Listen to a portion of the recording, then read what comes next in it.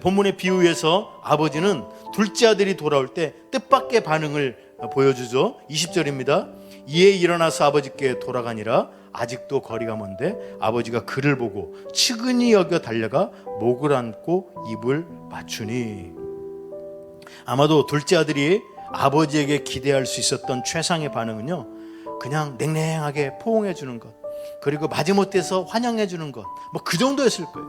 뭐 그 정도만 해도 적절한 대우가 될 것이다라고 생각했겠죠. 근데 최악의 경우에는 아버지가 자기를 죽인다고 하더라도 할 말이 없었을 거예요. 왜냐하면 그 아들은 방탕하고 술에 잠긴 아들이었고 완악하고 폐허간 아들이었기 때문이에요. 율법에 의하면 완악하고 폐허간 아들은 돌로 쳐 죽이는 것이 마땅했어요. 신명기 21장이에요. 18절에서 21절인데요. 보세요.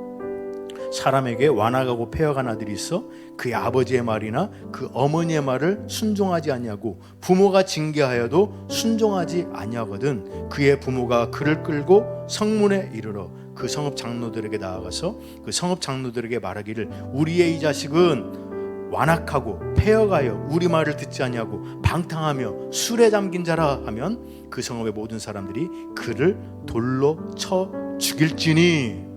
돌로 쳐 죽이라는 거예요. 말 안 듣는 자식들 돌로 쳐 죽이라. 무서운 말입니다. 또 술에 취한 자녀들 돌로 쳐 죽이라. 무섭습니다. 그러나 아버지는 전혀 예상 밖의 행동을 하지요. 아들이 돌아오는 모습을 보고 아직도 거리가 먼데 그를 보고 측은히 여겨 달려가서 목을 안고 입을 맞춥니다. 이게 무엇을 뜻합니까?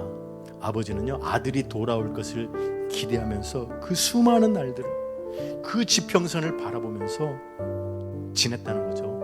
아들을 기다리면서 그 많은 시간을 보냈다는 것입니다. 얼마나 애타게 기다렸겠습니까?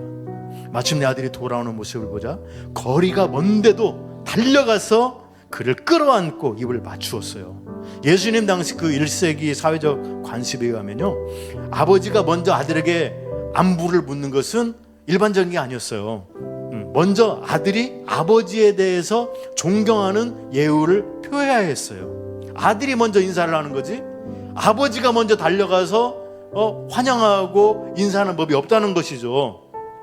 그러나 이 비유 속의 아버지는 도무지 기다리고 앉아서 아들을 맞을 수가 없었어요. 아버지는 아들을 향해서 먼저 다가갔지요.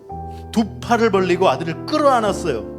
아버지의 행동은 그 당시의 어떤 사회적 관습에 의하면 모든 위험과 최신을 다 팽개친 행동이었어요. 게다가 그 아들은 집안의 명예를 더럽힌 탕자였어요. 하지만 아버지는 전혀 개의치 않아요.